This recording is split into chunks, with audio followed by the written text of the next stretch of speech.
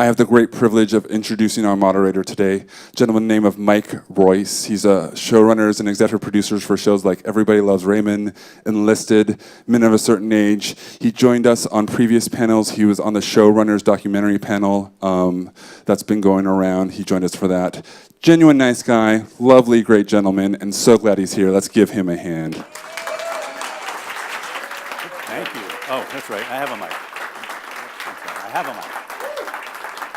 Thank you. Thank you. I don't know that I've ever been as befuddled and nervous as I am today. See?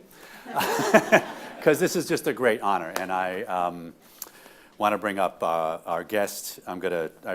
He has had a career that's long enough that I wrote it all down, and it takes many, many pieces of paper. So here's just a few highlights. Writer-producer of All in the Family, Sanford and Son, One Day at a Time, The Jeffersons, Good Times, Maude, Fernwood Tonight, Mary Hartman, these are just a few. He flew 52 combat missions in World War II.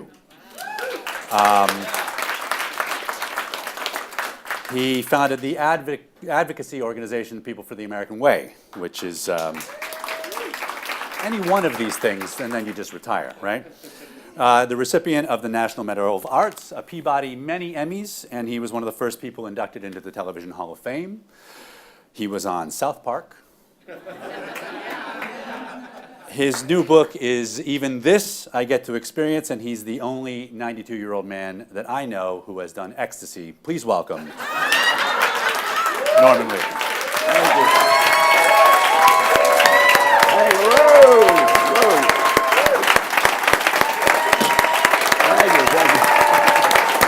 Thank you. Thank you. Do you want to get right into the ecstasy stuff, or Let's get right into the ecstasy stuff. Anybody got some? anybody holding? Speaking of, this is the title of the book. So, even this, I get to experience. And it's all ecstasy. That's a good bumper sticker. It's a great room. Well, let's jump right in if we may. I don't want to make everything about All in the Family, which was the show that my parents wouldn't let me watch. But every time I have them all on DVD, I have watched them all again. And every time you watch an episode of All in the Family, you kind of are amazed that it even existed, right? I mean, when you see it in contrast to, there's very good shows on television these days, but it's just a show that you can't imagine it being on television today. You did, that of course sounds like an insult and is a compliment. I hope you understand.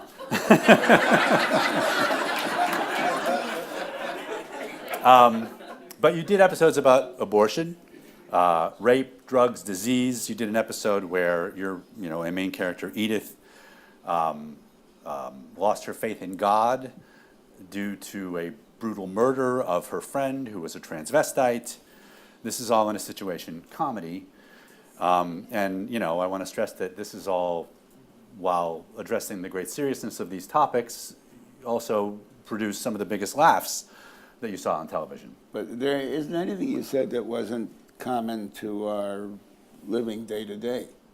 This is what was happening in our country.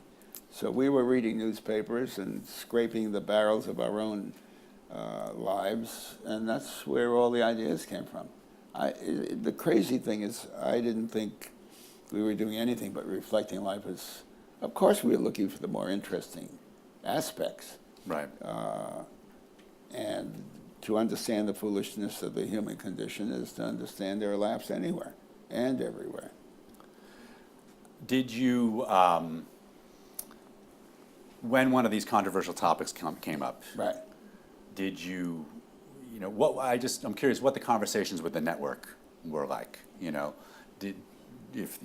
example of that? Well, since people always ask about the abortion episode, there was a great guy, I'm not remembering his name at the moment, who was running program practices at CBS at that time. And he heard we were going to do it, and he called me, and he said, and he's in New York, and he said, "You're kidding." I said, I said, "No." He said, "But, it's happening in my neighborhood. I mean, I'm happy it's not happening in my family, but it's the kind of thing that could." Yeah, I know, but so there were long conversations. Now, as a result of those conversations, I don't think I would have thought, but for the conversations, of presenting the other side of the argument as graphically and dramatically as we did. In the two episodes about dealing with Maud's abortion, we invented a friend who was pregnant with her 5th child, and she couldn't afford the 4 she had. And abortion was for all the people who believed in abortion and abortion rights, she was a perfect character. But she wouldn't have considered it for anything in the world, and she specifically was not Catholic. So that we were dealing with that problem on a non-religious basis, and there was the strongest advocate for we can't, take a life. Right. And but for the conversation with now they still didn't want the show on the air, Yeah. but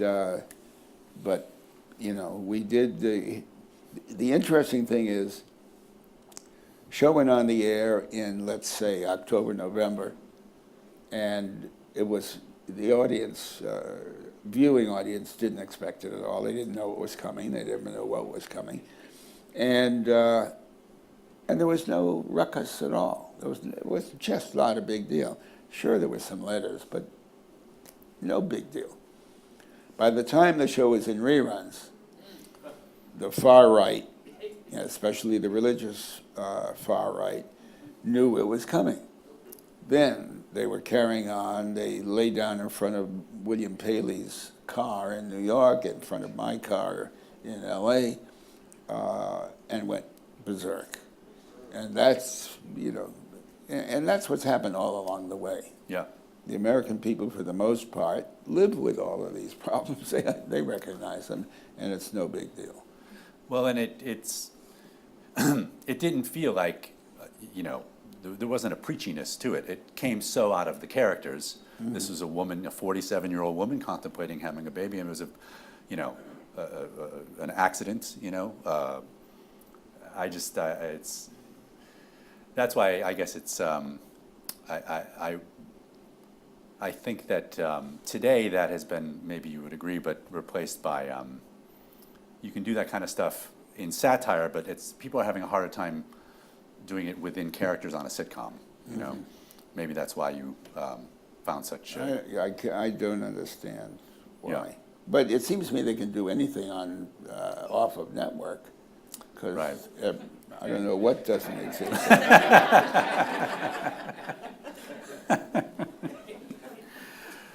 Well, All in the Family was one thing that I find incredible. Was it was based or inspired by a British show, right? Yes, Till Death Us Do Part. Yeah. Johnny Spate was the writer. To me, All in the Family is such the quintessential American sitcom, and I just wonder if you could talk about sort of how you transformed whatever that I. I didn't even. I hadn't seen the show. I just read in TV Guide about a show that was a hit in England about a father and son that were, politically fighting about everything, and he was a bigot. My father used to call me the laziest white kid he ever met, and I would scream at him that he was putting down a whole race of people to call me lazy. and he would scream back at me that wasn't what he was doing, and I was the dumbest white kid I ever met. So I lived with that. That was easy stuff. Right. And so I did what I did. when I did see Till Death Us Do Part, they stayed with the politics. They didn't get into human problems at all. It was just altogether political, and they only did 6 shows a year. Right. You know, Right. America is The British. if we are expert at anything, it's excess. Yeah, I know Phil Rosenthal, who's a mutual friend, he had an idea at some point, was because of the way things are generally, you know, taking properties from Britain has become so big a deal now. He had an idea to pitch over here, and he said, you know what I'm going to do is go over to Britain, Yeah, make 6 episodes, and he back did. here. Yeah. Yeah. And it still didn't so over here. Maybe a different country next time. You know, maybe I have this wrong, but I think you've said. I think you have it wrong. Okay. My wife would agree.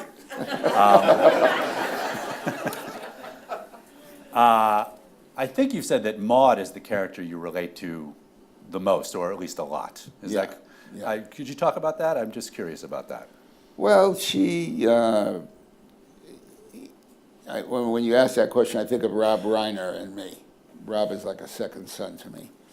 And Rob is one of these liberals, progressives, left-leaning guys who really knows his subject. And so you can hear him effusing on the things he cares about, but chapter and verse. I feel the same way about 99% of everything he feels, but I'm not as conversant with the problem as he is. I'm not the scholar he is on these issues. I'm more like Maude. You know, she was more like Archie.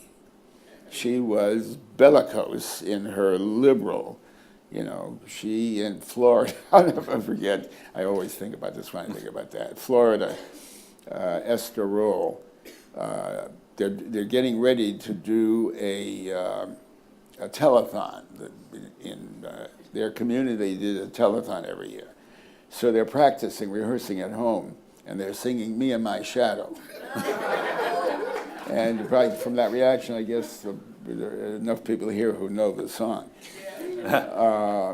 And Maude insisted upon being the shadow. And so that's how I relate to her. I'm as passionate as she, but I know as little.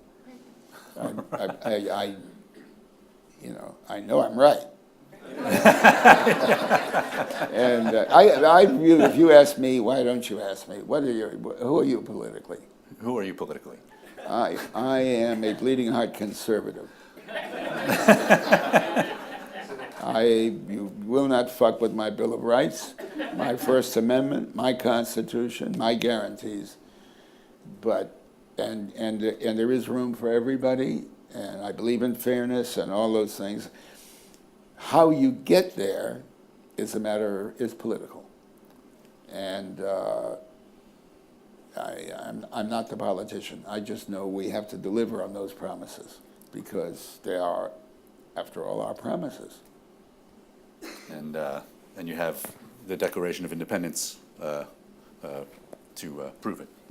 No, I had the Declaration of Independence for 10 years, traveled it over 50 states, most of the states, multiple times. And then I needed my foundation was gone, and there were other things I wanted to do. And so I think the owner is Bill Gates. Oh. That seems appropriate. Well, my understanding with Sotheby's, who sold it to me and sold it for me, was that they would not sell it to anybody that wasn't going to I didn't want to sell it to anybody who was going to keep it in a living room or a den. It had to be in a public space or travel. So it will be in a museum he's instituted. Oh, that's great. Yeah. Well, Mr. Gates has certainly done a lot of good things as well. He does. I just want to point out that everything he says is like one, it would be any of our career. That's the highlight, and then you just retire, right? Any piece of his career becomes, it's amazing. And that's why you have, the book is just, every chapter is like, well, this would be my whole life, and then Why don't I read retire. a bit? What's that? Why don't I read just a bit? Yeah, oh yes, yeah. That's great. I'm not going to, am I going to bore you? How many people have read it? Look at that crowd.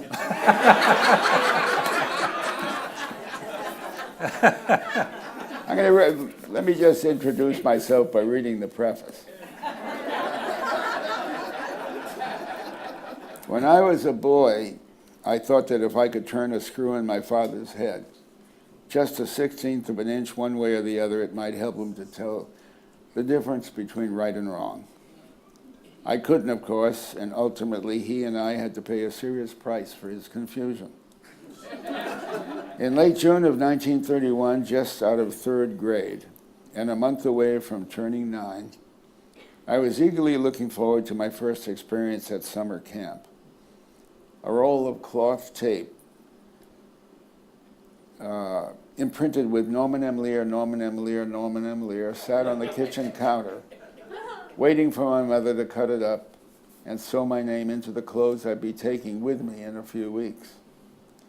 Meanwhile, my father was about to take a plane to Tulsa. None of my friends in Chelsea, Massachusetts, knew anybody who had ever flown anywhere. It had been only 4 years since Charles Lindbergh flew 33 and a half hours in his single-engine Spirit of St. Louis to get from New York to Paris, and the rare plane that was spotted in the sky had us kids chasing around in the streets yelling, "Lindy, Lindy." So Dad flying to Oklahoma was a big deal. He was traveling on some kind of business. Monkey business, said my mother, who sensed that the men he'd fallen in love with were not to be trusted. And for my upcoming birthday, he was going to bring me back a 10-gallon hat, just like the one worn by my favorite film cowboy, Ken Maynard. He was arrested upon his return on July 3rd for receiving and trying to sell some phony bonds to the Boston brokerage house E.A. Pearson Company.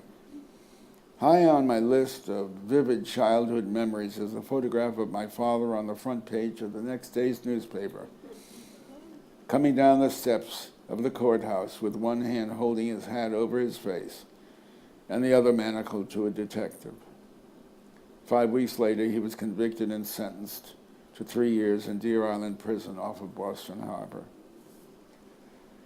That evening, our house was filled with friends and relatives offering comfort as they bought the furniture my mother was selling, she having decided on the spot that we couldn't possibly continue to live in Chelsea in such disgrace. At one point, someone I didn't know but instantly disliked offered to buy my father's red leather chair, the throne from which he had controlled the radio dial on our floor model at Order Kent, just as 40 years later, Archie would control the Bunkers family's TV viewing from his living room armchair. As my mother and this scavenger agreed on a price, I was devastated. The loss of my father's chair was like losing him twice in the same week. And as if that were not enough, I would soon learn that my mother planned to take my younger sister to live with her and leave me with various relatives until my father got out of prison and the family could be reunited. I clutched all that remained of my summer dream, that unused roll of Norman M. Lear cloth, a piece of silent sadness, which I managed to keep with me well into my 30s, perhaps even my 40s. And my eyelids bit down hard on the tears I was fighting to hold back. At that point, someone, an uncle or cousin or neighbor, placed his hands on my shoulders, looked deep into my eyes, and announced with that soapy solemnity that so many adults use when they are offering gratuitous counsel to the young, "Remember, Norman, you're the man of the house now." This had to be the moment when my awareness of the foolishness of the human condition was born. I was just past my 9th birthday. My father had been brought down before my eyes from a 10 to a zip. My mother and sister were about to disappear from my daily life. My own identity was no more than a thin bit of fabric in my fist. And I was looking up into the face of this fatuous asshole, telling me that I was the man of the house now. And then he added with a smarmy smile I wanted to rip from his face, no, son. The man of the house doesn't cry. How could I not have developed a deep appreciation for the absurdities amid the gravity of our existence?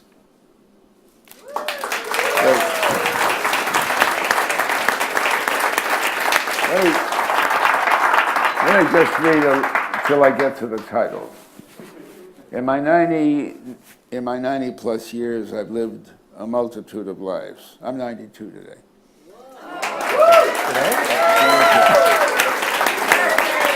You know, the amazing thing about it is something happens at 90. At 88, 89, everybody's happy to see you. The minute you hit 90, I can get a round of applause just getting up from this chair. Crossing a room is an ovation. Anyway, I'm the same. But in my 90 plus years, I've lived a multitude of lives. There was that life with my parents and relatives, a life as a kid with my blood buddies, Herbie Lerner and the Schwartz twins. A life in high school, zeroing in on the humor in our existence. A life in college, cut short by World War II. A life as a crew member in a B-17 bomber, flying 52 missions over Europe. A life in the world of, A life in the world of entertainment with sublives in television, radio, movies, and music. A life as a political activist. A life in philanthropy, a late-starring life as a spiritual seeker. 3 lives as a husband, 6 as a father, with my youngest born 48 years after my eldest, and 4 as a grandfather.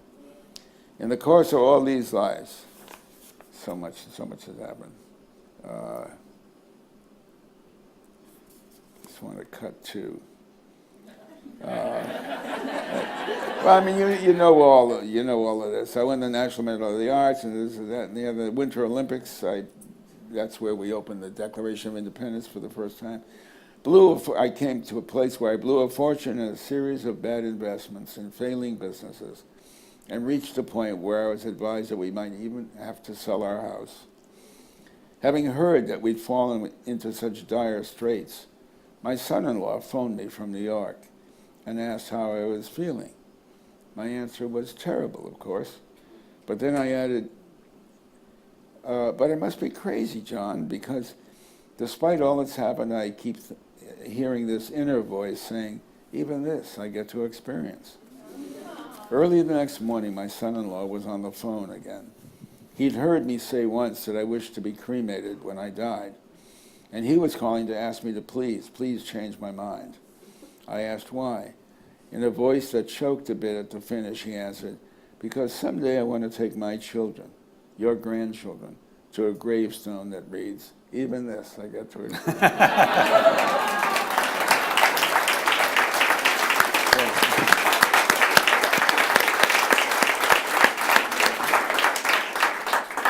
It's an amazing book. I'm going to raffle off this book as a gift for the foundation. Oh, fantastic. That copy. Yeah. You talk about your father a lot in the book, and he's a touchstone for a lot of your creative ventures, and I actually rewatched a Maude episode that I think dealt a lot with your dad, her sort of solo therapy episode. I wondered if you could talk about that a little bit. Yeah, we did an episode. My father did some things that the reason he went to jail is who he was. I mean, he kited checks and he borrowed from people, my friends, high school friends, he borrowed from. And he was, the struggle I have talking about him is I love him. But he was difficult. And he did some amazing things. My favorite play when I was a kid, old enough to drive a car, I was 17, was Frank Molnar's Lillian. And it became Carousel the musical many years later. But it was playing at the Westbury Playhouse in Connecticut, which was like an hour and 30 minutes drive from Hartford. And I was taking Charlotte, who I was picking up in West Hartford in my car, which was a Model A that my friend Sidney and I had paid $200 for or something. And my father said to me, I'm going to come home early and give you he had a new Studebaker. Nobody remembers the name Studebaker. And he said, I want you to take my car, pick up Charlotte. So 3 o'clock, let's say he was supposed to be home. He's not home, 3:30, 3:45. With tears coming down my eyes, I get into my car, I drive to West Hartford, I pick up Charlotte, and we drive through Middletown, Waterbury, New Haven. We get on the Merritt Parkway. We're within 20 minutes of the Playhouse on the Merritt Parkway, and the horn is honking, honking, honking. My father had come home 20 minutes after I left, had chased me, and found me on the Merritt Parkway, turned around, changed cars with me. I drove the west way to the Playhouse with Charlotte. So I wanted to do that episode on Maud, and of course I couldn't do exactly that. So what we did, the story that we wrote was, she visited her psychiatrist, and she came in to say that she was having a terrible time with Walter, and she couldn't understand why she was having a difficult time with Walter. She came to a place. Oh, by the way, this was an episode where Maud was lying on a couch. All you saw of the psychiatrist was his hand on the arm his fist on the arm of a chair. That's all. All Maud, 100% of the way. She won an Emmy for this. And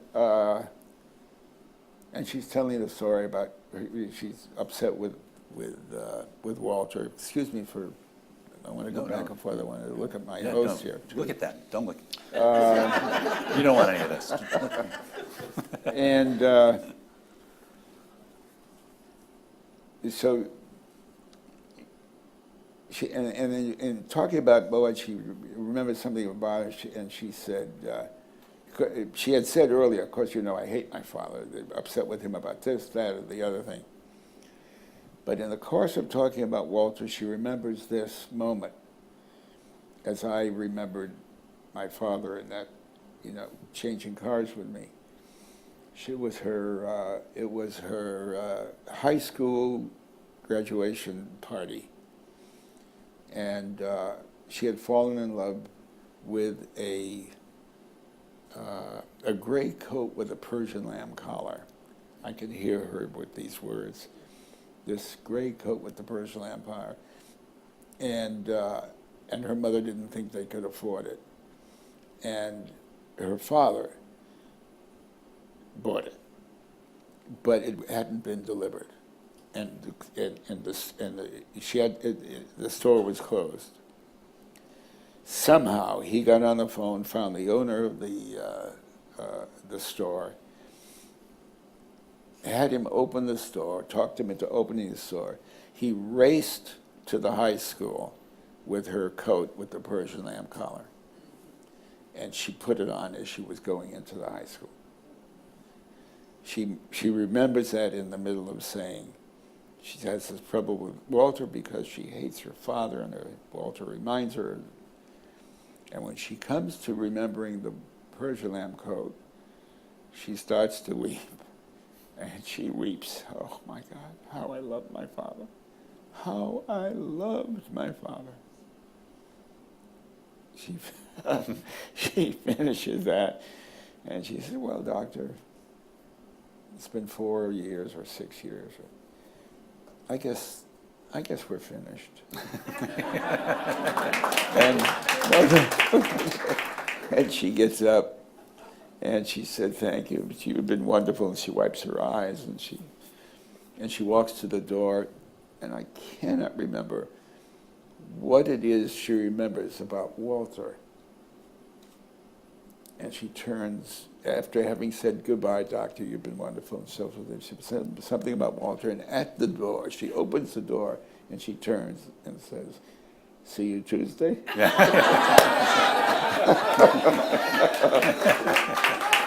Oh, it's great. It's again, something you can't even imagine. I mean, one person, 25 minutes or whatever, you know, Yeah, only she was her, fabulous. mostly lying down on a couch. It's such a beautiful, you know, Yeah, just, I mean, you're watching someoe's therapy session and relating to it, and she just did an amazing job. as you just watched mine. All right, well, let's see what else we can get out of you then. Well, I did want to, I mean, listen, that's a good way to bring up. Multi-camera sitcoms right now, I think, they haven't fallen out of favor, but they're getting kind of a bum rap, I think. I think they're viewed as a little archaic and a little, and broad, and, which, you know, I think is bunk, but especially because you got such nuanced and amazing, but subtlety out of performance-wise out of some of these actors, and your shows contained some of the most skillful use of like extreme close-ups in a sitcom, which I mean, Yeah. generally That's because we were working with a live audience. I don't know how many Right. this room holds, but it seems like about the size. We had 240 to 250 people is what our the audience part of our stages held, and they were as close as the fourth row to the actors and the cameras and so forth. So and the shows were written as one-act plays or two-act plays. We had to make a room for a commercial, and that was one of the earliest fights I had with the network.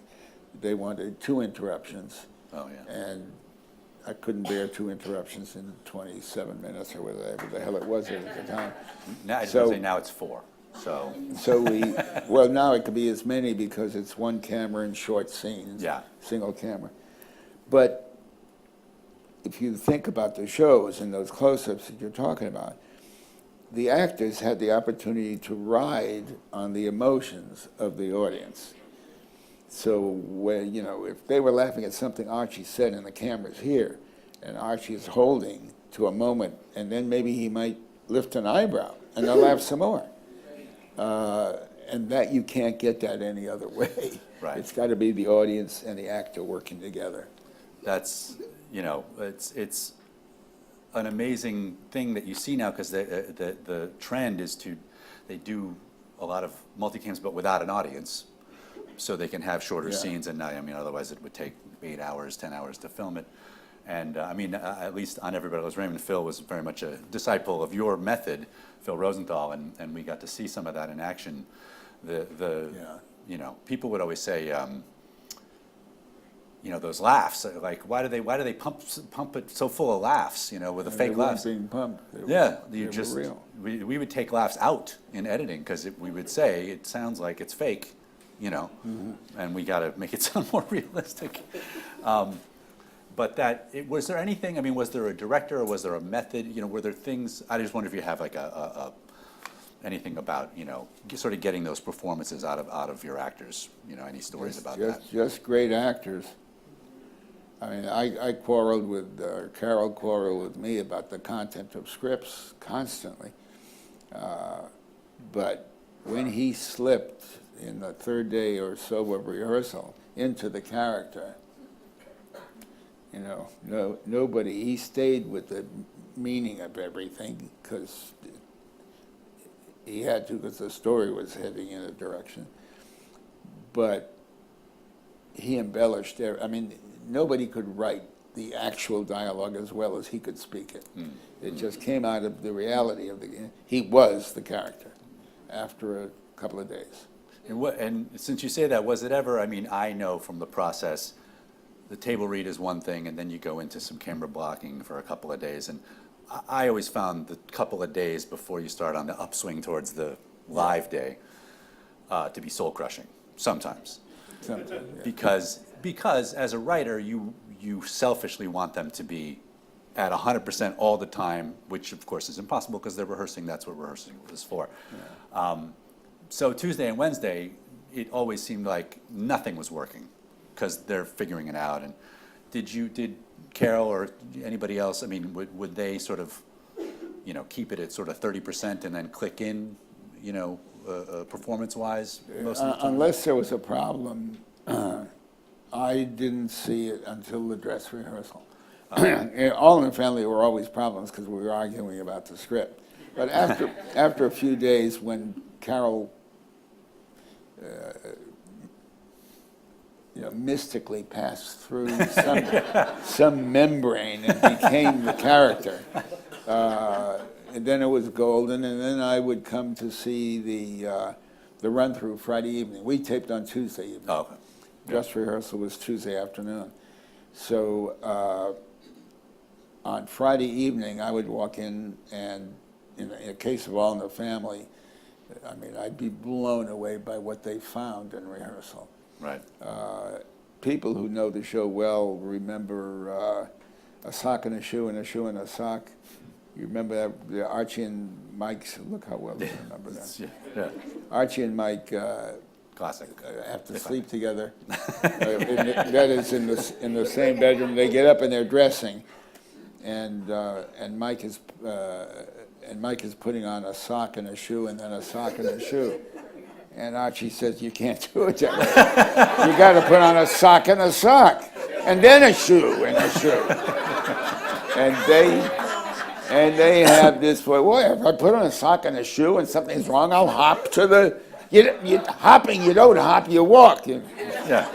And it was but it was gold they found. And There was something about we who wrote the script walk in, and it was again and again there were these kind of gifts that the director and the cast found. It's also amazing that the pace of comedy today, I think, has to be sometimes it's so plot driven that they don't leave room for stuff like that. That's just two characters hashing out their differences in the most metaphorical, mundane but metaphorical way. Yeah. And I remember it to this day. And there was something about, because Archie trumps him at the end, I think. There's something about, no, Mike trumps him, I think, because Archie's saying, if there's a fire, you got to run out, you got to run out, and I'm going to have socks on, so I'm going to be able to run out. And then Mike says something about, if it's a flood or something, if it's raining, because Mike gets the last word where he says, I'm going to be hopping around dry while your feet are soaking wet or something. I can't remember. It was amazing. It was this amazing, escalation. But again, I just appreciate so much in all of your shows. It's hard to find shows that take the time these days. I don't know. We loved what we were doing to a person. I know you have an idea. Well, I guess this is sort of two questions in one. What is there stuff that you'd like to see tackled on television? And I'm pretty sure you have an idea. Yeah. This is where I had something called MRSA. For those of you who may not know what MRSA is, it's a killer. So it's difficult. I can close my hand this far. I can beat the shit out of anybody. I just can't open it. If you're watching on the web,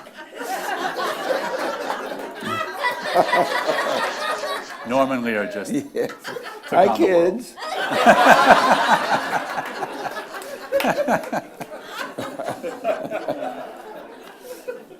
But yeah, I know there's an idea that you have been, I guess, pretty passionate about, and I wonder if you could talk about that, because I 100% should think it should be on the air. Yeah, no, I want to do a show about your generation and mine.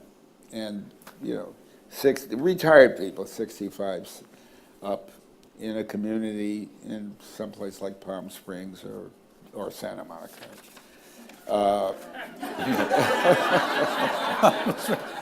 And I wrote a script called Guess Who Died? And because that is the question, 3 times a week minimum. Guess who died? So, I think it's as funny as the title. And a lot of people running these places think so too, but they don't want the demographic. Right. You know, Right. One Betty White Duff a demographic fill. I do begin to understand it's the fastest growing demographic with the most expendable income, all of their reasons for putting a show on, and they would. Yeah. But they feel that older people already have their minds made up. You're not going to sell them anything new. It's so weird. People like to see things about themselves, and Yeah. you know, that's the fundamental lesson of comedy, certainly, just the relatable stuff. It just seems like there's literally probably the biggest uncatered to audience right now that's just out there. I think so. You know, well, I'd like to write for it whenever it young exists. people, there's nothing that says young people won't enjoy watching funny, even if it's with older people. My slide rule says funny is funny. Yeah. When we were, the audience was, the network was concerned with Good Times, which was the first of the African-American families. But I don't know whether they thought there weren't enough people watching in that community or something. But that was as big a hit with white people as it was with blacks. Oh, yeah. Everybody was watching the show. That's why it was in the top 5. So I don't know, but they learn hard. It's true. It's true. After I read your book, I personally you helped me through something. Because you have a way of dealing with writer's block. You also have a name for it. Shit in the head. Yeah. That was my name for it. Shit in the head, which, as you point out, is an anagram for that's in the book. But I wonder if you could just talk about how you what made the transition, I guess, from because you had sort of a big revelation about it. Oh, somebody suggested I dictate instead of writing, and the way he put it was, Norman, you got 50 people in a room, and one small door, and there's a fire. Everybody rushes to the door. Some are going to be trapped. Everybody won't get out. If you let them out 2 at a time, 3 at a time, they'll all get out. Think about whatever is on your mind as you're writing a page the same way. Let the ideas out. You can arrange them according to sex or height or race or whatever you want to do later, but let them out. And so I started to dictate. At the time I wrote, it happened at the time, I wrote the screenplay for Come Blow Your Horn with Sinatra. That was the first thing I dictated. Now, strangely enough, I went back to now a computer, not a typewriter, for the book. Huh. Well, I found it revelatory because I would come home and do little voice memos and stuff when I have an idea or something. But I think the computer has made it. I mean, if for writers, it's just anybody who it's such an instantly easy way to edit, which of course is the worst thing you can do while you're trying to get it all out. So now I've become this crazy mumbling person as I walk around my office. That's great. And I email the mumblings to my assistant, and she types them up, which is, what I guess. Wait a minute, you can email the mumblings to you? Yeah. No, truthfully, nobody's told me that.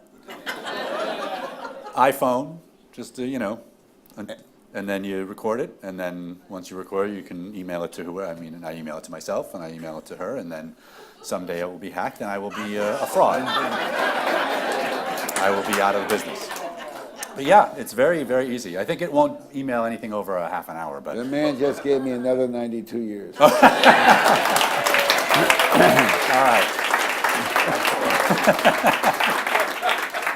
That's the best thing I ever could have done then. Unfortunately, I just experienced that I have shit out of the head. Once I'm done, it's just a bunch of pileup. Oh, tell me about that. But it's been really, really helpful. I just say you should do that. He dictated an entire screenplay, and then you said it was 200 pages, and then you carve it down. And Yeah. I just was surprised by the how useful it was at that great length. That it really is like sitting there wanting to kill yourself, and the difference between that and feeling like you're being really productive by dictating and then editing later. It was a very helpful thing, so thank you. I now have a list of things I just want to jump around. I'm going to jump around like a crazy man, and I know there's going to be some audience things in a few minutes as well. I was reading about, you have a story about the Martha Raye show in there that you used to write for, and I thought it was... Oh, anybody know about her? Yeah. I adored her. Well, the way it came to be canceled seemed like it was a pretty good lesson in network politics and also politics, so I wondered if you could talk about that. Well, I had 3 years with the Martha Raye show was a book musical. It was like a Broadway show. It was only an hour, and there were, of course, not news songs. We couldn't do news songs every week, but we did standards, and just wrote them into the scripts. And we had great guest stars. Paulette Goddard, if you remember her name, Douglas Fairbanks Jr., Tallulah Bankhead. I mean, it was fabulous. And the two things to which you refer had to do with, the first thing had to do with Douglas Fairbanks Jr. The guy who owned Revlon, Charlie Revson, really didn't care for the Martha. He didn't like her humor. He was a good guy, he just didn't like her humor. So the only thing he liked about the show was that it was rating well. So we did one show where I was directing it as well as co-writing it. And we did a scene where we did an old sketch. We wrote an old sketch into it. The sketch had been done 1,000 times. Red Skelton used to do it brilliantly, where he thought he was doing a commercial. He thought he was drinking soda, and he was really drinking wine, and he was getting soused and didn't know it. So this was a scene where Martha was getting soused and didn't know it. And I had her play. I said, I want you to play it like Carole Lombard, or play it like Olivia de Havilland, play it like one of those on her tippy toes. So she was playing this hilarious character. And, but it was another kind of Martha Raye. At the dress rehearsal, I didn't know that her husband was a fellow by the name of Nick Condas, who was a dancer, but he had a lot of these kind of friends. And Nick Condas was in the audience, and evidently said to her after the dress, after I had given her my notes, I didn't know he was there, said, "What the hell are you doing?" She said, "Well, I'm Loretta Young. I'm playing it like Loretta Young." And he said, "Fuck Loretta Young. I mean, you're Martha Raye, for God's sake." And he left her with that. I didn't know it had happened. The show was live, on at 8, off at 9. And when she gets to that scene, and Douglas Fairbanks Jr. is in the scene. When she gets to that scene, and she's drunk, she takes it.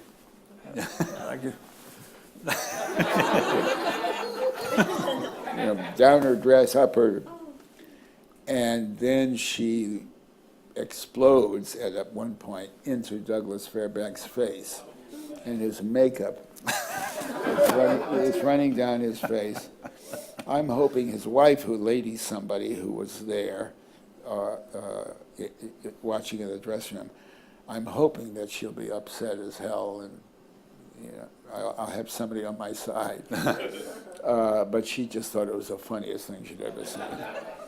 And so did the audience, and so did, but Revson said, anything like this happens again, and you're off. So 3 shows later, 2 shows later, a little girl, maybe there's somebody here that might remember, Gloria Lockerman was her name, a little black girl, wins the $6,400 question, or maybe it was $1,000 by then, I don't know. But it was on radio. It was a big show. Hal March on television did it for years. It was just on a subject. This had to do with boxing, strangely enough. This little girl won. She was 10 years old or something. So she was an instant star. We wrote a show around her. Tallulah Bankhead played her bad fairy. Martha Ray played her good fairy, and that was the show. And at the end of the show, when the women were the 2 stars were taking a bow, I sent Gloria out to take a bow with them, and they picked her up and held her and kissed her.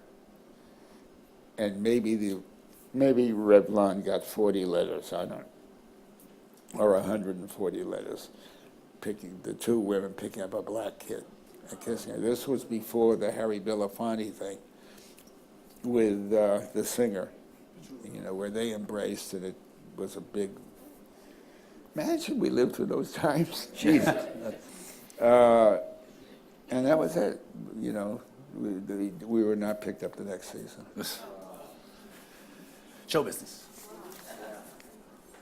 I didn't mean to bring the room down with that story. I feel responsible for bringing it up. But it's an important story to remember where we come from. Absolutely. And versions of it continue today. Yeah, it's for not sure. Like we've licked it.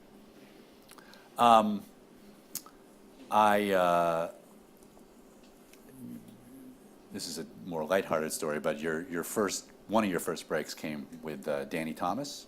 Yeah. And maybe you could talk a little about just what happened, how you came to his attention. Well,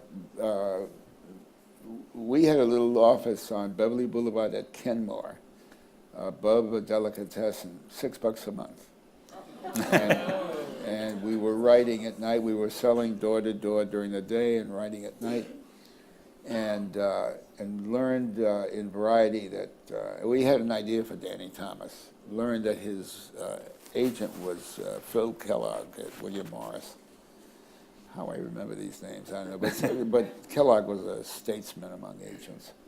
And at the lunch hour, I called his office, hoping he'd be at lunch. Happily, he was. And I got a secretary. And talking as fast as I could, I said, I just spent 2 days with Danny Thomas. I'm with the New York Times. I'm at the airport. I think I hear them calling my plane. I have 2 questions to ask him. Before I'm going to write it on the plane, file it as soon as I get in. And she gave me his telephone number. I called him. I couldn't say New York Times to him. And the only reason he talked to me was because he how did you get my number? So when I told him how I got the number, he got a kick out of it.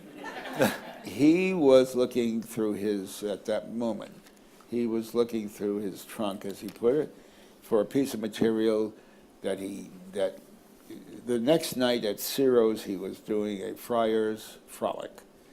And most of the audience knew his routines. He was looking for something that he hadn't done for a long time. And I said, well, this could be new. He said, I can't learn it. I said, it's only 5 minutes. He said, that's the amount of time. He said, get over here right away. So I said, well, this is like, 12:30, 1 o'clock. I said, we'll be there at 5. He said, you said you're in Hollywood. You're calling from Hollywood. I'm in Beverly Hills. What do you mean? We hadn't written it yet. It was just an idea. It was just an idea. I didn't know I was going to get him on the phone. So This is my nightmare, by the way. I can't even imagine. you're not here by 10 minutes of why, whatever. He said, forget it. And we got there in time. We sold it to him. He paid $1,000. Said if it really worked, he would pay $5,000. And it really worked because somebody was sitting in the audience who called me the next day. And 2 days later, we were in New York writing a Ford Star review starring Jack Haley. That's how it started. I feel like that story would go a different way if it, today. I'm trying to picture the celebrity who gets a call on their cell phone and then it's somebody, I tricked your assistant. I feel like it was a more innocent time in a good way. Oh, I think it was a more innocent. I think about that all the time. Let me just tell you this as quickly as I can.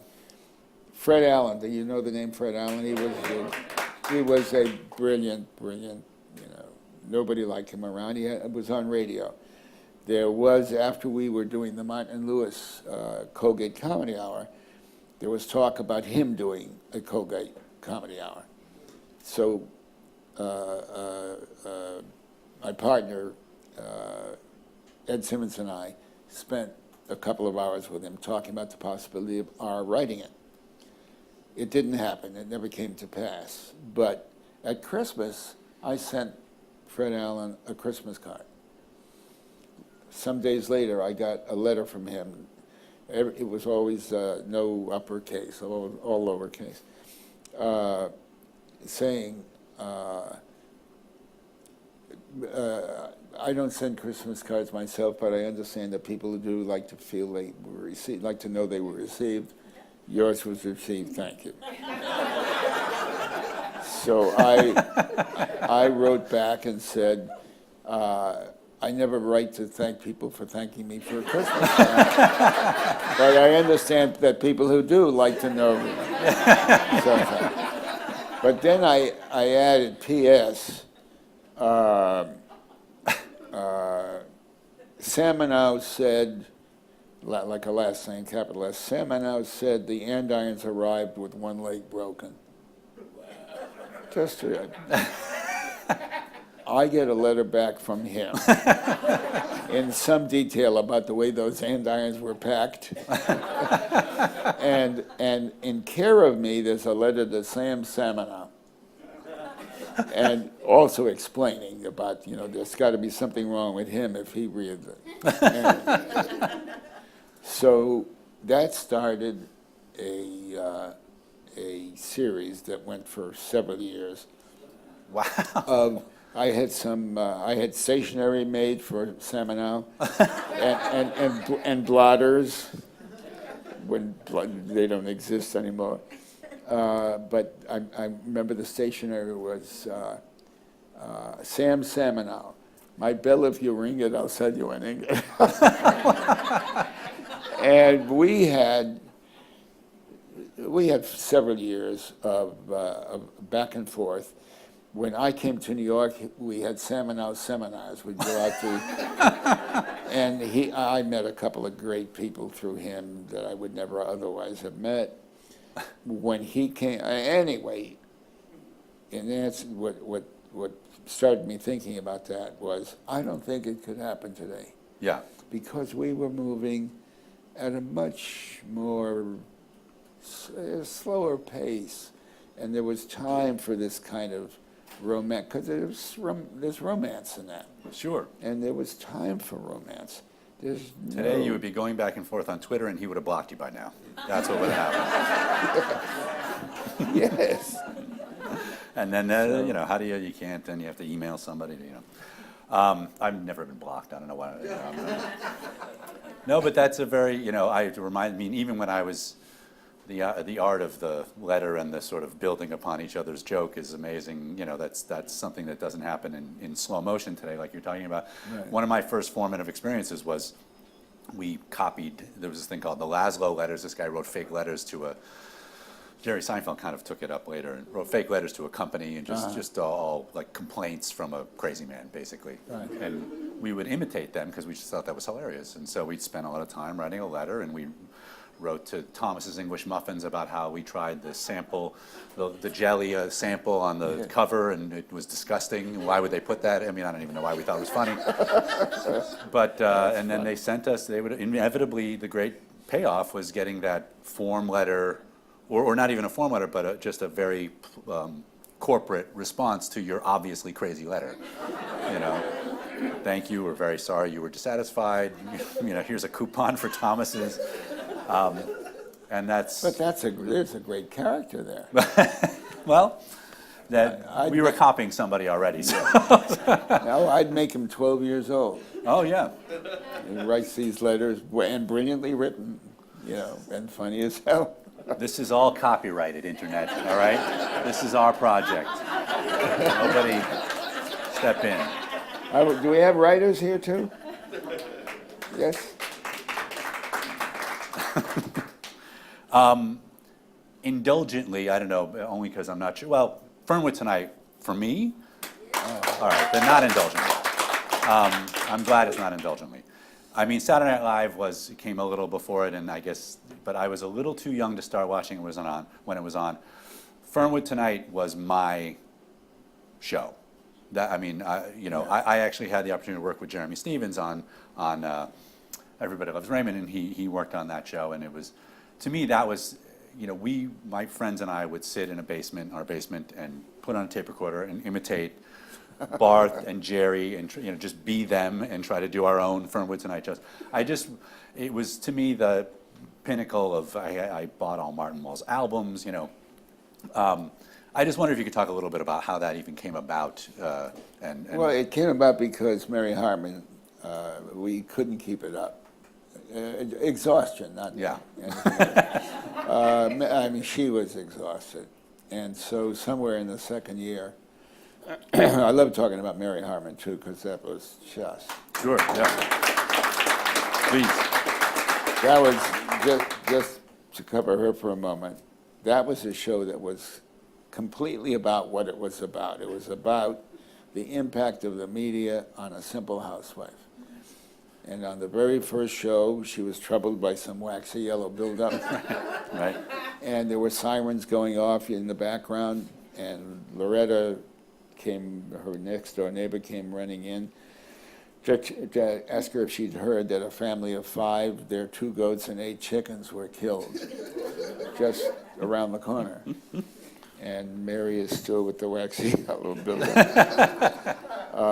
I remember her saying, who would kill 2 goats and 8 chickens? And the people.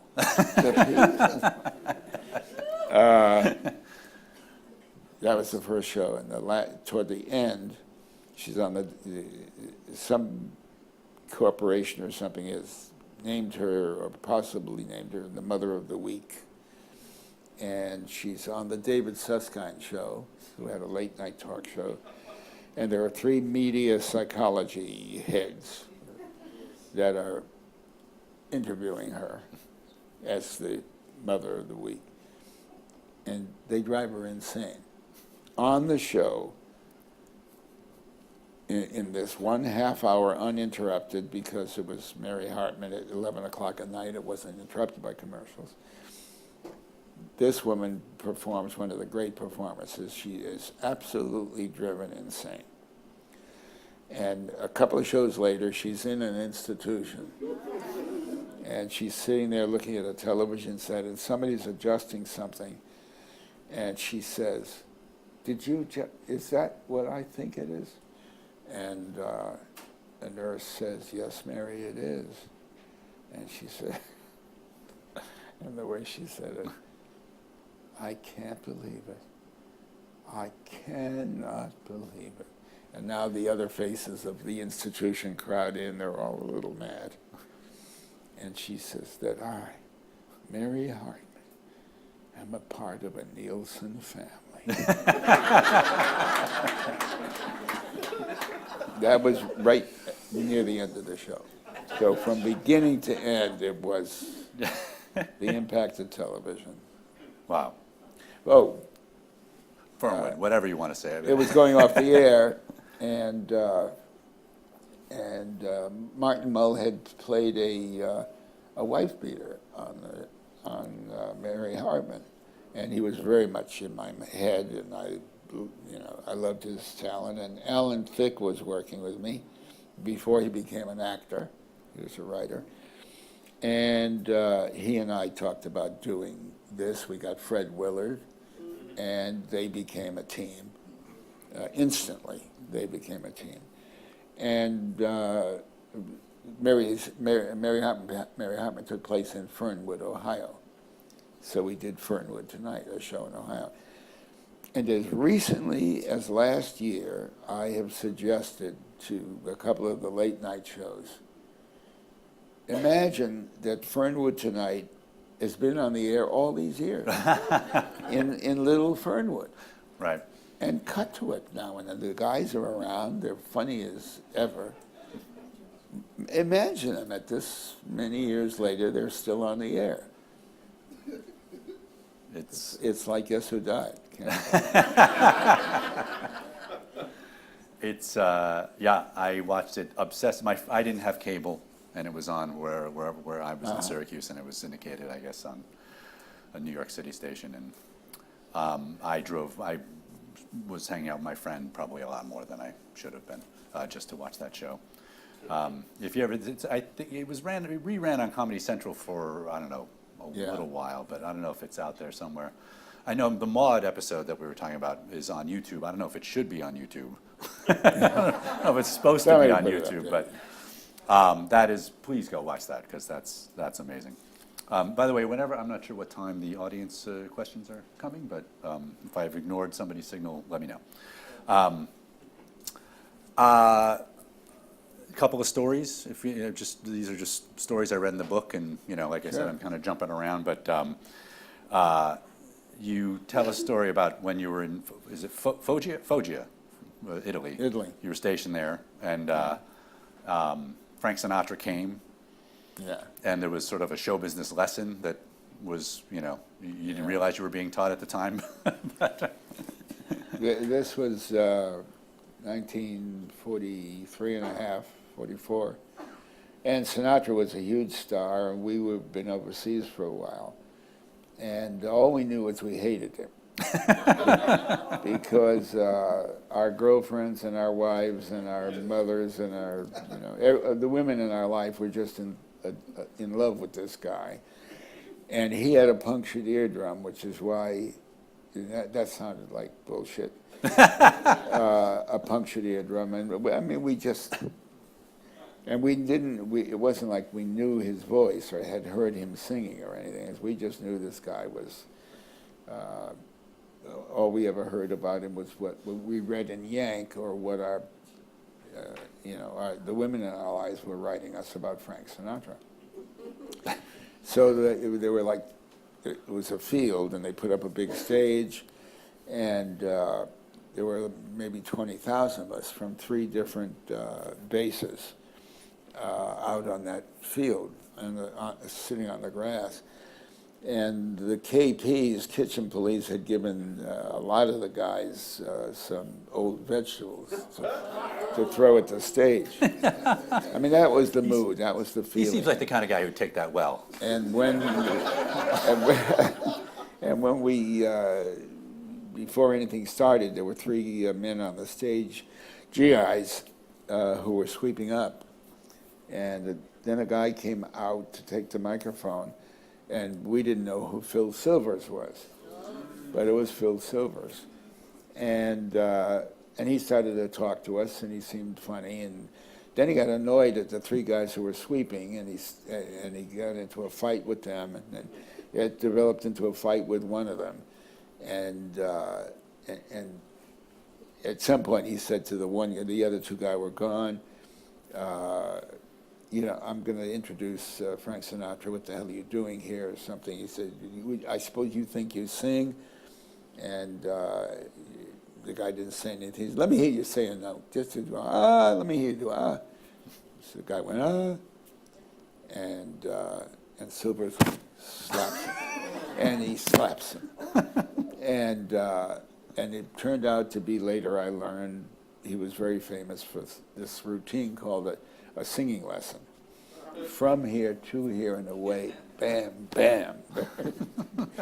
He beat this guy to pieces. But at a certain point, he said, the hell with it, walked off the stage, music hit, and the guy started to sing, and it was Sinatra. And create empathy for an unpopular character, I learned in gold. Yeah.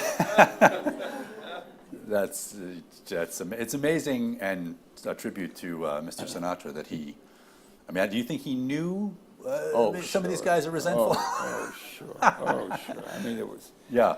It was as deliberate as it could be. That's amazing. That's a performing lesson for sure.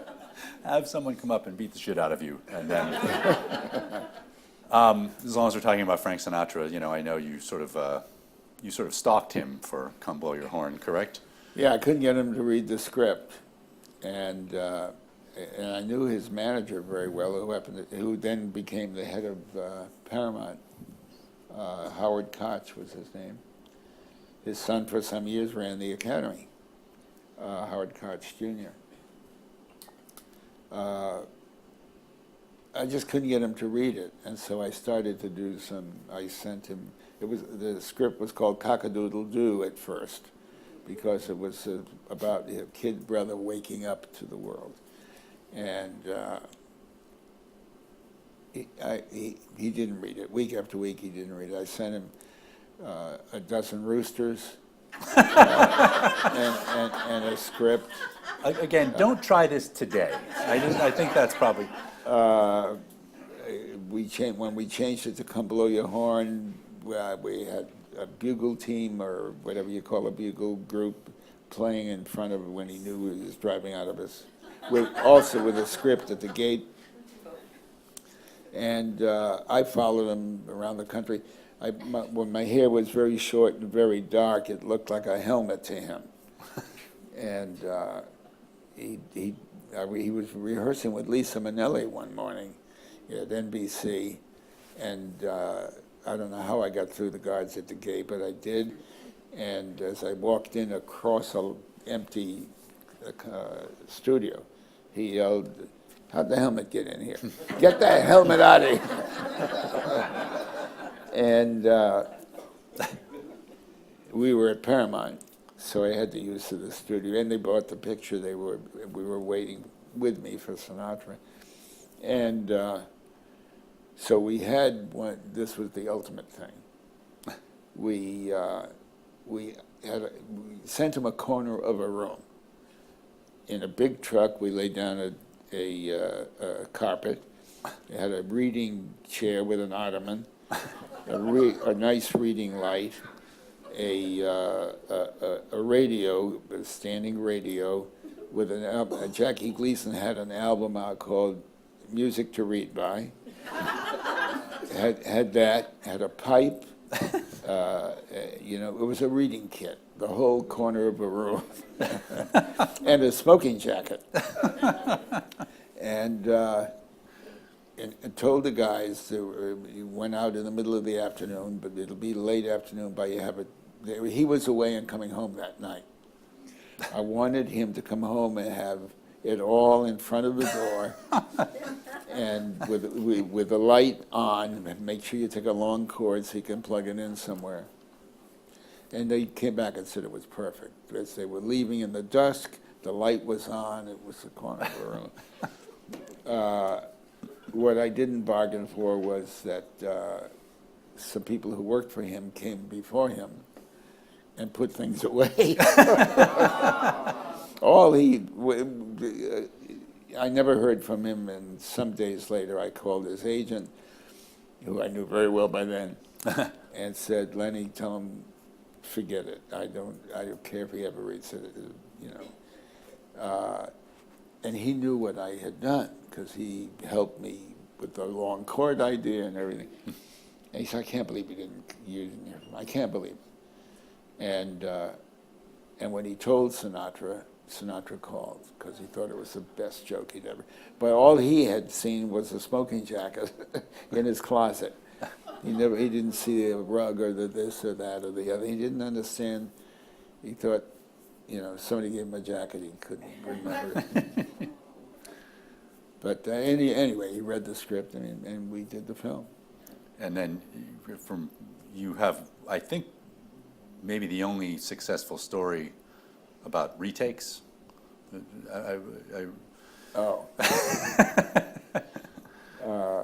He was very famous for not doing retakes, and he was right 90% of the time. Ocean's 11 was just, I'm going to do this if I just can film everything in one take and don't bother me Yes. after that, right? So I understand. Yeah. I wasn't there with that. But, the sound man would say, I think I heard a plane or something. He said, my mother in New Jersey won't hear that. And we move on. The next day I would see the dailies, and he's right. Music covers it. It's not gonna. It isn't going to be a problem. But there was a moment when I was on the set with a guy that they were paging from time to time, who would say, they would page Dr. Stern, and this guy would say, here. And he what the hell was his name? He was a mobster who went with Dorothy McGuire, who went with, one of the McGuire sisters. Anyway, there were 3 sisters. And my script called for her to wear a leopard coat. The leopard coat could have been anything, but I wrote leopard coat. So the wardrobe person got 2 leopard coats, which were all there were in Beverly Hills. And Dr. Stern didn't like them. And he said, when are you shooting this? In a few days. He said, maybe you'll have to wait another day. By then I had learned that Dr. Stern was this mobster from, very famous, you'll know his name. And he was going with the McGuire sister, who was wearing a leopard coat. Anyway, by the time we shot, there were 2 racks of leopard coats. One had come out from Chicago and one from New York. She picked her leopard coat. But you can see I hate doing this. But Such an imposition. There was a passage in the book where you have an exchange with Oh, him about so the yeah, retake. so I was on the set and something did go wrong, and I said, I think we have to do this again, Frank. He said, why, Pally? I said, Good start. Because of this. And he said, that's nothing, no way. I said, well, I'll look at the dailies tomorrow. I looked at the dailies and I thought, we really have to do this again. So I called him. His start time was 11 o'clock. It's 10:30, so he's in a makeup chair in his dressing area. And he gets on the phone. I said, Frank, that scene, we really have to do it again. He said, no way. I said, no, seriously, we have to do it. And he said, I said, there's no effing way. And I said, there has to be. And he said, you just give me one good reason why. I said, because I effing said so. And that scared the hell out of me. He said, what scared the hell out of me, he said, okay. and then I was scared. Because I wouldn't yell at him, I was joking. And, but he said, okay. So you That's yelled what I at... learned that, You have to be the only recorded person who yelled at Frank Sinatra and got but a yes didn't mean after it. it. I would. It's a very successful enterprise. That's. Do you want me to? Sorry, I'm going to take the Sure. questions from people here that we can go through, and we can talk about anything that I neglected to, I know you did a thing recently with Common and talked a lot about. Oh, that was a great evening. Great Yeah, evening. good times and. Were you there? Yeah. Yeah, I don't want to repeat any, I mean, there are questions, but if there's stuff, No, you it's know. it was a wonderful evening. It's a conversation that wants to take place more. Yeah, You know, it grew to a place, it started with,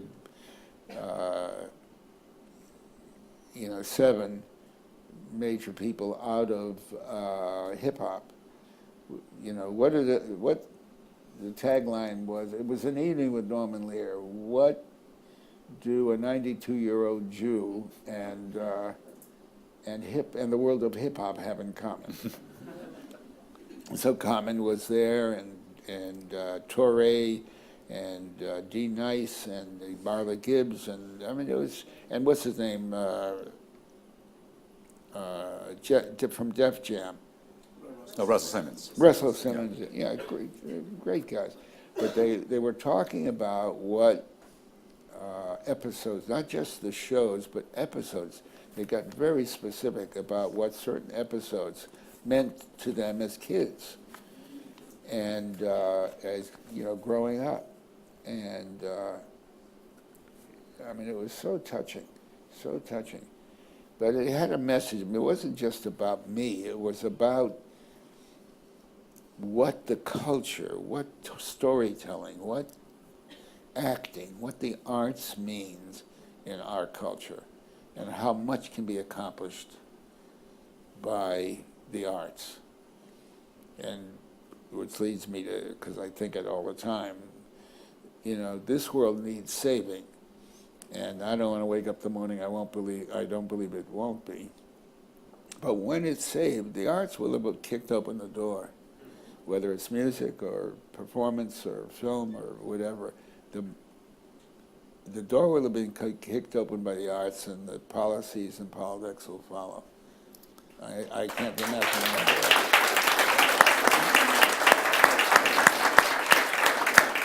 That sounded like a good closing. It's actually not a I terrible mean, if I were segue. producing this. That's right. Well, in editing, we can, oh, no, we can't do that? All right. Live streaming, you can't edit a live stream. I guess that would be time travel. It does segue to this person's question from Scott. Wanted to know about your experience working on South Park, who is certainly, that show has certainly kicked out a lot of doors open. Yeah. What are your thoughts about, well, this gets very general, so I'll just say your experience working on South Park and just about cartoons as sitcom and the state of the sitcom today. Yeah, well, it's an exaggeration to say I worked on South Park. The guys asked me their 100th episode, this is a long time ago, was coming up, and they asked, since Cartman was based on Archie, they wanted to do Archie badly, you know, very much, and the only way they could figure to do him was as a child. So that's how South Park came about. They're on. I saw an interview on 60 Minutes where they told that story. So I wouldn't repeat it if I didn't have the proof. But I love them, and I love South Park. And the Book of Mormon, for those who haven't seen it, is the greatest gift to sanity that I know of. It's just fabulous. So they asked me to, you know, if I would, as their 100th came up, if I would, you know, work with them on their 100th. This was with their group. And they were going to someplace in Arizona, I think, to spend a couple of days. And I said, why not go down there? I'd love that to be with you guys. So I spent a couple of days with them. And I think they gave me credit as a writer for the season because we talked about all kinds of things. But, you know, there was no writing or anything, and I wasn't the contributor. Their writers were. It, you know, but they gave me credit, certainly. And then I think I played Ben Franklin on a show. Well, I mean, there is a kinship because certainly the way people used to talk about episodes of your shows. Yeah. Oh, and then I'm a minister. I'm a reverend of the Universal Life Church, a mail order church, cost me a full $10. But I did fly to Hawaii and marry Trey. The first time he was married, they're divorced, but I performed the ceremony that first time he married. Wow.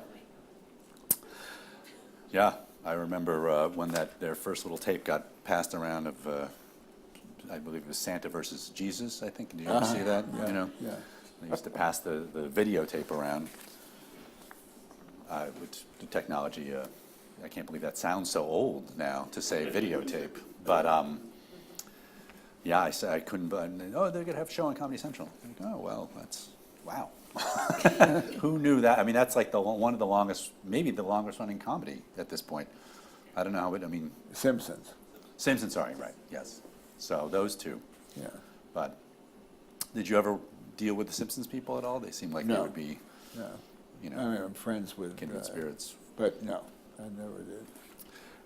Here is a general, but something that's covered in the book to a great extent, and certainly I think we'd all like to hear what inspired you to get into the business, What inspired me to? get into show business. There's probably a number of points you can. I was a kid of the Depression. There was one uncle who ever flicked me a quarter. His name was Jack. He was a press agent. So I wanted to be a press agent. I didn't know at first what a press agent was. I learned over time.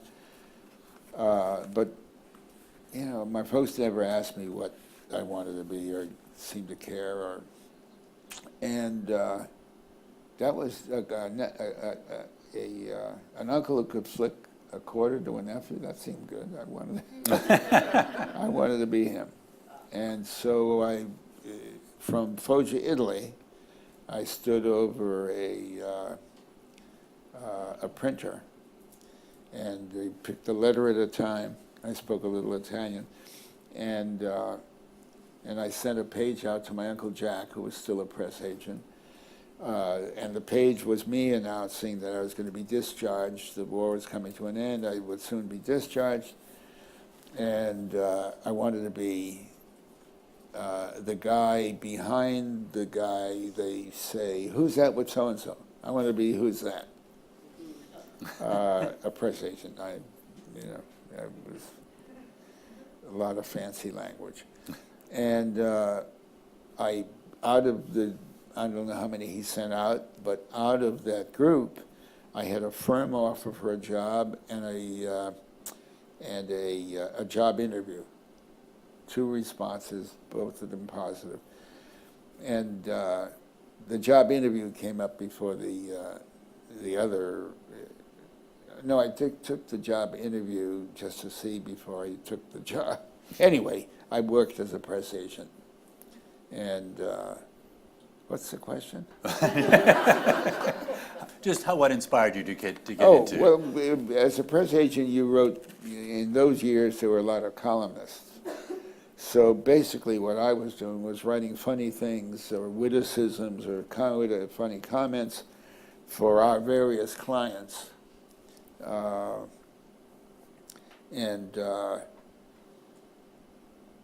mean, that's how I got fired too, because I wrote very funny. Yeah, actually, the one you got fired on. The one I got fired for, was preceded by Kitty Carlisle was the name some of you might remember. She was a very famous performer and actress. And Morris Hart was a great playwright, and they were both clients, independent of each other. And I wrote for a columnist named Dorothy Kilgallen, who had a major column in the Journal American, New York Journal American. And my column item was that Kitty Carlisle gifted Morris Hart with a pocket flask measured to his hip while he napped. And somebody must have said to Miss Kilgallen, what the hell is that? Because she called my boss, George Royce, and said, I want him fired. Or who wrote that? I was making $40 a week. They took me down to 35 as punishment. We had some weeks later, I wrote another item. We had a review on Broadway called Are You With It? Jane Dulo, I just remembered the name, was one of the stars. And close to remember a couple of Johnny Downs. I don't know if anybody remembers Johnny Downs was another star. And it was a review, so there was all kinds of acts on it. And one act was Buster Shaver and his midgets. And the lead midget was named Olive. So I wrote and Kilgallen printed Buster Shaver and Olive seen shopping Fifth Avenue. He on foot, she on a St. Bernard.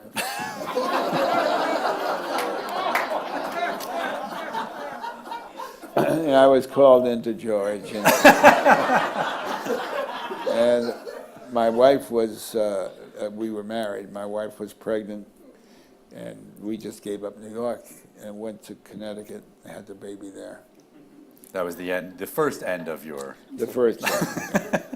But fired for obviously excelling at what would later be your career. As it turned out, because it always gets a laugh. When I read that in the book, I burst out laughing because the perfect setup is to say, if this guy, one more wise remark out of this writer, whoever that is, and then that just sent me over the...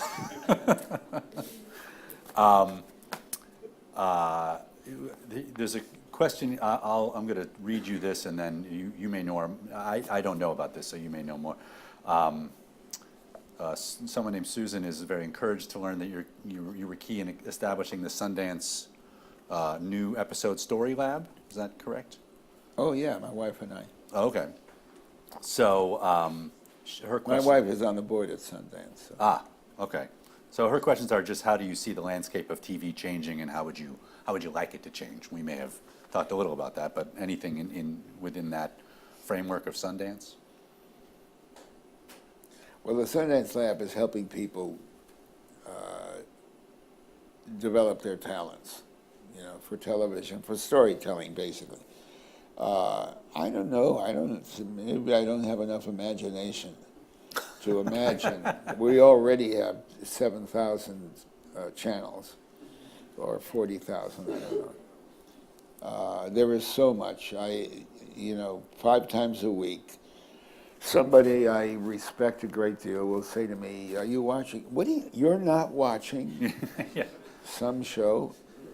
And I know they're right because I have often enough turned to that show. But I'm not and haven't been. Maybe it's because all of the early years of my career in television, I was working those nights. I'm not a habit. Why is that what they call it? A habit viewer?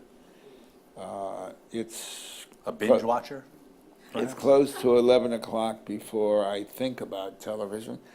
And then there's Jon Stewart. Yeah. So, I'll watch Jon Stewart, John Oliver, Larry Wilmore now. Mm-hmm. I love him. So. Yeah, I started out with Jon Stewart. Did you? He did a little better at stand-up, yeah. We started out right at the same time, and it was quite a revelation in terms of, I think literally the second time I was ever on stage, he was there, some godforsaken open mic. And I went on and bombed and had no idea what I was doing, and it was a horror show, and I still sweat. And, Would you do a little bit of for us now?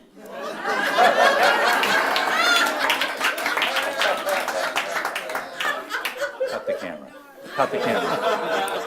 My recurring, I don't want to turn this into about me, but my recurring, my recurring nightmare, where my therapy comes in, is, I think, because I've been a writer now, just a writer for 15, 16 years. And I was getting pretty successful I was doing all right in stand-up. Every night, almost every night, same nightmare. I'm going on stage somewhere, someone's saying, your headlining, it's always I have to do about 45 minutes or something like that. And I'm explaining to them, no, there must be some mistake, I can't remember I don't have an act, I have nothing. And in the dream, I'm even trying to remember my actual act from my actual life, and it's not coming together, and I'm thinking, what am I gonna do? I said something about college is stupid, but then I don't. And as I'm being brought on stage, the lights go on and I wake up. It's like the falling dream, except it's the failing dream or something. So I tell you in all seriousness, I could not give you a joke from my act right. I mean, I think it's just in some panic room in my head. What did you say when you walked out? What do you mean, when I would go on stage? First thing out of your mouth. Why am I here? No, I don't. I can't remember. I mean, there's a lot of, You can't remember hello? well, I don't know if that would get a laugh. Good evening? Yeah. Yeah, I got to know a lot of the comics, and John was the revelation because after I bombed, he went on, and this was probably his first or second time on stage. Really? And he did 5 minutes that, if I could remember it, I would do today. It was that good. And it wasn't to the level of where he's at now. I remember he had a joke about, this is his joke, I just want to say it.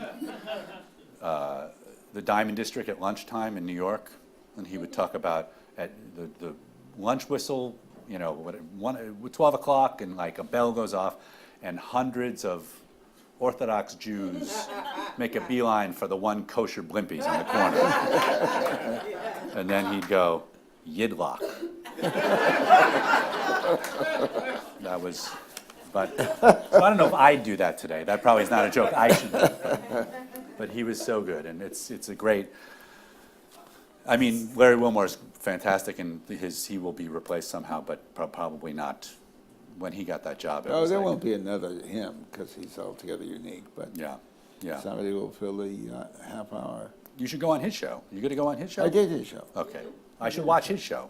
Obviously, we watch it every night as well. So somehow I missed you. I don't know how that happened. This is very embarrassing. Let's move on. Someone wanted to ask about, and I actually had a question myself, writing for live television and, in general, and then Martin and Lewis in particular. Any, I know you have a couple Well, of great... live television, I told you about Martha Ray. I mean, up at 8, off at 9. It was, the first... This is interesting. The first sketch we wrote for D. Martin, Jerry Lewis on the Colgate Comedy Hour, the motion picture industry, was afraid of television taking its audience, and so they had a big campaign. You seem to remember over here a lot of things. Yeah, he's remembered movies are everything better you've than said. ever. Yes. Remember that? Movies are better than ever was a huge campaign. And we were, our very first sketch, we did the exterior of a motion picture theater. Something was playing.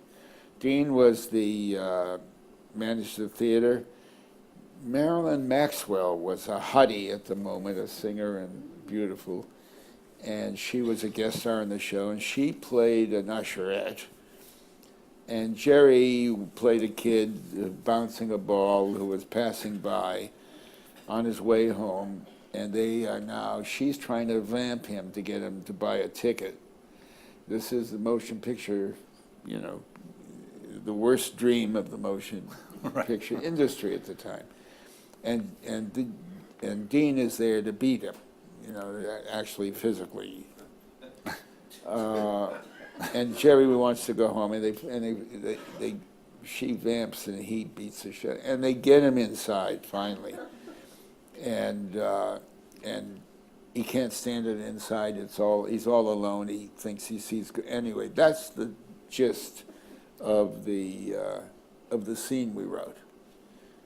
After the show, there were 2 more scenes and so forth. But it was riotous, and the audience went crazy. It was Dean and Jerry at the very beginning. I mean, it was the very first time on television. The audience went crazy. And I was terribly upset because Jerry, being Jerry, left the bones of the sketch and did a lot of things that I didn't expect and so forth. So I'm with my agent after the show and his wife. We're in a Chinese restaurant. I'm all but crying. I'm so upset.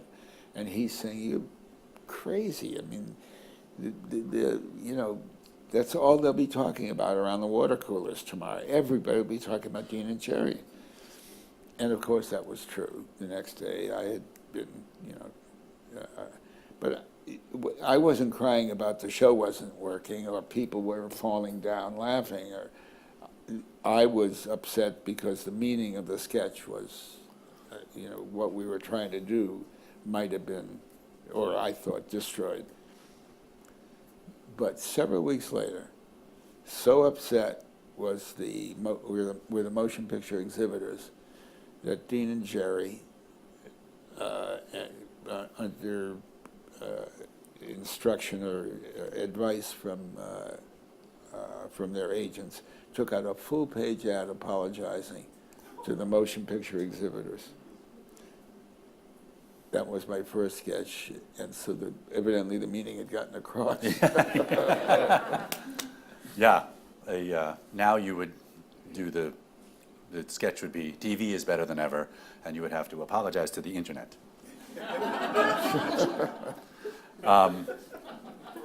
You also, I won't ask you to tell it unless you want to, but there's a little bit of a crazy Jerry Lewis story in there, a couple of them, I think.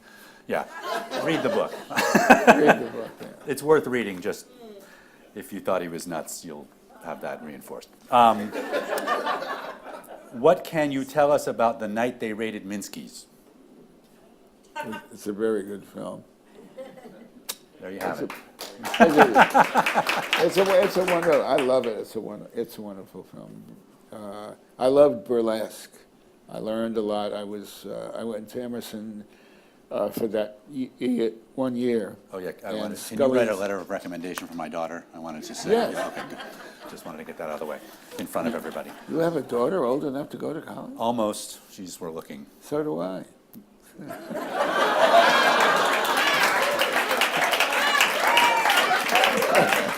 I feel like that should be the I question. have two daughters in college. That's. They're twins and they're sophomores. I have two parents who are your daughters, or something like that. It works the other way. I have my daughters. I have 5. They range from 20 to 68.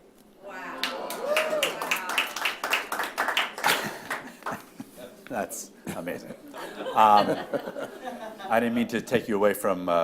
We were talking about The Night They Raided Minsky's and burlesque. Yeah, burlesque was. Yeah. So in Boston, there was an area of Boston called Scully Square, and at Scully Square there was a burlesque house called the Old Howard. It was, I think it had to have been the best known burlesque house in the country. And I saw, you know, a year of, I never missed a show at the Old Howard. So I saw Ann Corio and Gypsy Rose Lee and all of them, and some great comics, Joey Fay, and I don't know, there's only somebody here that we remember. And Phil Silvers, I was the one among the 20,000 in Foggia who knew that was Phil Silvers. Because I had seen him in burlesque. Anyway, I don't know what else to say. It's a great. Yeah, Was there something I've overlooked? No. I think we have to actually close up shop. I don't know if there's a final question. Would you like to talk about ecstasy? No. I'll tell you, because you met my father, I'll tell you a story about my mother.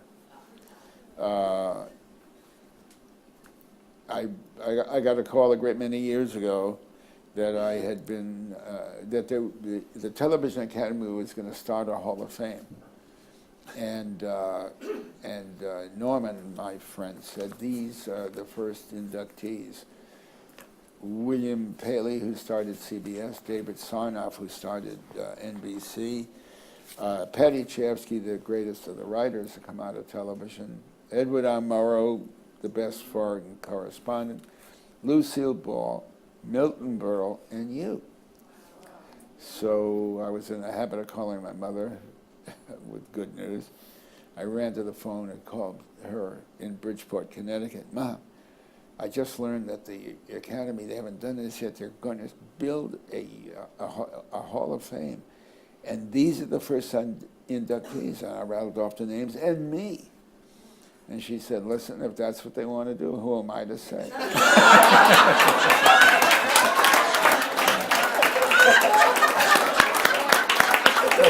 Norman Lear, everybody. Thank you. Oh, my God. Thank you. That was good. Yeah, well, that was terrific. Can I thank this gentleman here? Thank you. I mean, that was great. I've done this before, and that was wonderful. Oh, thank you very much. Well, it was a pleasure. Should we?